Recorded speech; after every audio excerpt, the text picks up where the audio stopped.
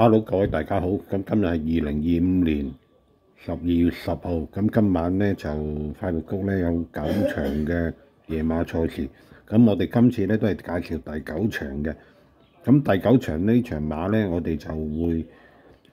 賽事重溫翻呢個上一次嘅呢隻非為僥倖。咁我哋咧就係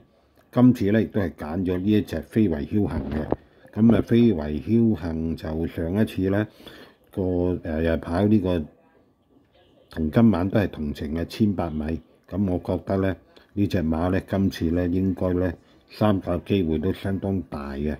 所以咧我就揀咗佢。咁拖多一隻咧就大浪淘田啦。咁今晚咧我哋就第9場呢場賽事咧，我哋就揀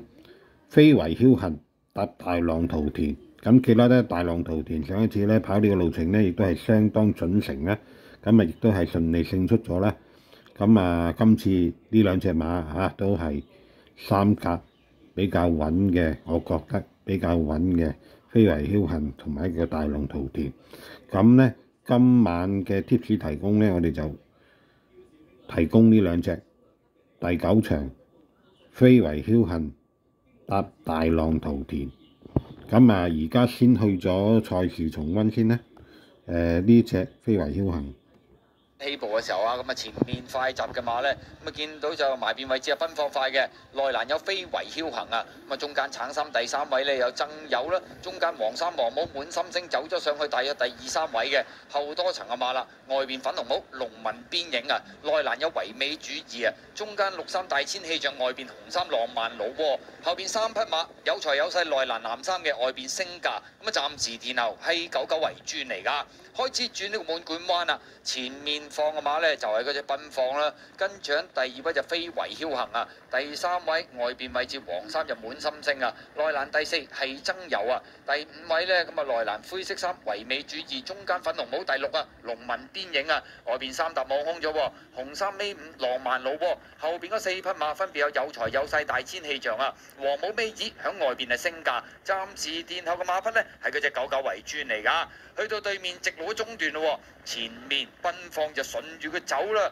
接嚟呢個個零身位嘅非為僥倖嘅第2位，曾友就係第3，外邊第4有滿心星啊，第5位嘅馬啦，埋邊位置唯美主義啦，外邊走上去浪漫老窩，中間大約第7位到啦，就係粉紅帽嗰隻龍紋邊影啊，後邊4隻升價有財有勢，內欄尾3尾二大千氣象啊，響後邊係99為轉嚟噶，好啦，轉彎入直路咁滯啦，奔放帶住非為僥倖入嚟啊，外邊滿心星冚啦，佢再埋邊偷位上，有呢隻就曾友啦，唯美主義啦，中檔位置係龍紋邊影啊，響外邊追有升價，大我到99為轉啊，最後200位到啦，奔放依然係佔先1個身位，唯美主義響中檔第2，滿心星中間追，攝入邊上有財有勢，大我多殺上嚟99為轉，中間仲有龍紋邊影，接近終點第1名，非為僥倖似乎響中間就透出咗嘅，咁要影相啦，外邊有黃衫滿心星追，埋邊7號係奔放，再喺埋邊5號藍帽嗰隻就有財有勢大外檔99為轉，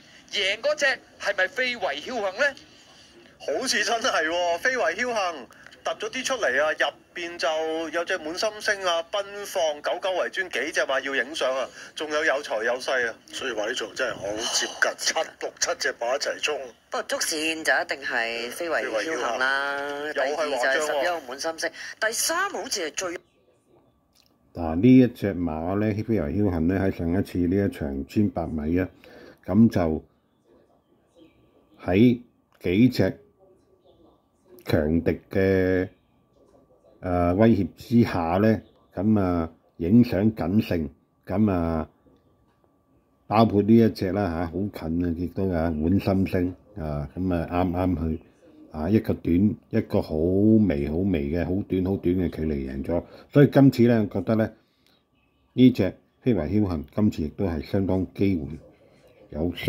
嘅機會三甲機會嘅，同埋一隻大浪淘田啦。好，今日講到呢度，下一次我哋再講其他嘅 topic，拜拜。